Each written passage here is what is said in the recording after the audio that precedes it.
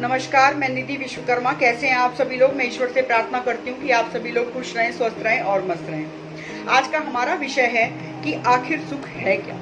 हम किस चीज को पाने के लिए हमेशा प्रयासरत रहते हैं, हमेशा जीवन में कर्म करते हैं। हम सभी के उत्तर अलग अलग होंगे। कोई कहेगा कि मैं पैसा कमाने के लिए कर्म करता हूँ, कोई कहेगा कि मुझे इससे खुशी मिलती है, किसी के लिए इसका मतलब है सुख के लिए, और कोई ये चाहता है कि मेरा समाज में नाम हो। हम सभी के उत्तर हमारी सोच पर निर्भर करते हैं। पर अगर हम ध्यान से देखें तो हम सभी कर्म क्यों करते हैं? शायद एक सुख की अभिलाषा और अपने सेटिस्फेक्शन के लिए, अपने संतोष के लिए। अब प्रश्न उठता है कि सुख क्या है, सेटिस्फेक्शन क्या है? फिर से हम सभी के उत्तर अलग अलग होंगे। किसी को शादी करने में सुख मिलता है, किसी को अच्छा कैरियर बनाने में सुख मिलता है, किसी को बहुत सारा पैसा कमाने में सुख मिलता है, किसी को बड़े गाड़ी और बड़े बंगले के लिए सुख मिलता है। हम सभी का सुख अलग अलग है। पर अगर मैं ये बात कहूँ कि फिर वो सुख खत्म क्यों हो जाता है? जब हम उस इच्छा की पूर्ति कर लेते हैं, जब हमें वो चीज मिल जाती है जिस चीज के लिए हम भाग रहे थे, तब वो सुख खत्म क्यों हो जाता है? आज हम इसी पे चर्चा करते हैं। तो आखिर ये सुख है क्या, कहाँ मिलता है, कैसे स्थायी रहता है? अगर हमें इस प्रश्नों के उत्तर मिल जाएं, तो शायद हम सुख के पीछे भागना बंद कर देंगे। इस प्रश्न का उत्तर बहुत आसान है। हम सुख कैसे प्राप्त करें? हम कुछ छोटे छोटे कर्मों को करके सुख को स्थायी बना सकते हैं, क्योंकि सुख कहीं बाहर नहीं है, सुख सिर्फ हमारे अंदर है। सुख जो हमेशा के लिए ठहर जाता है, सुख जो किसी परिस्थिति से डिस्टर्ब नहीं होता है, किसी जीवन के उतार चढ़ाव से खत्म नहीं होता है।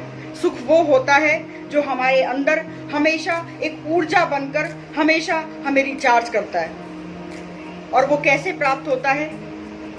कुछ छोटी छोटी सी बातें हैं जिनका अनुसरण करके हम सुख की प्राप्ति कर सकते हैं। सबसे पहले तो ईश्वर पर अटूट विश्वास। हालांकि विश्वास शब्द से पहले अटूट नहीं लगाना चाहिए, क्योंकि विश्वास का मतलब ही है पूर्ण विश्वास। अगर वो टूट जाता है तो विश्वास रहता ही नहीं है। तो ईश्वर पर पूर्ण विश्वास कीजिए कि वो जो कर रहे हैं, जैसा कर रहे हैं, सब अच्छा है, सब ठीक है, वो हमारे हित के लिए है। दूसरा, पूर्ण समर्पण। अगर हम ईश्वर के चरणों में अपने जीवन को, अपनी सोच को, अपने कर्मों को पूर्ण रूप से समर्पित कर देते हैं, तो सुख अपने आप आने लगता है। तीसरी बात है खुद से प्रेम। यदि आप खुद से प्रेम करते हैं तो सुख स्थायी रूप से आपके अंदर ठहर जाता है। तो सुख वो है जो हमेशा के लिए हमारे अंदर रुक जाए।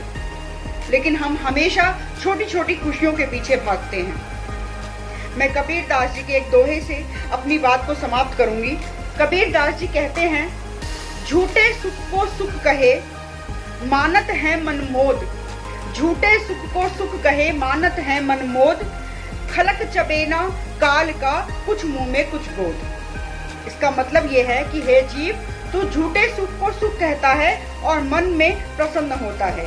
देख, ये सारा संसार मृत्यु के लिए उस भोजन के समान है जो कुछ तो उसके मुंह में है और कुछ गोद में खाने के लिए रखा है। तो ये जीवन अस्थायी है, खुशियां अस्थायी हैं।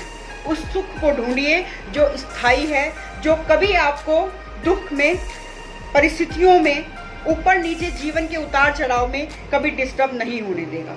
उस सुख को ढूंढिए। वो सुख कहीं बाहर नहीं, सिर्फ हमारे अंदर। अगर आपको मेरी ये चर्चा अच्छी लगी, अगर आपको मेरी ये वीडियो अच्छी लगी, तो मुझे कमेंट बॉक्स में अपने विचार जरूर बताइए और मेरी वीडियोस को सब्सक्राइब जरूर कीजिए।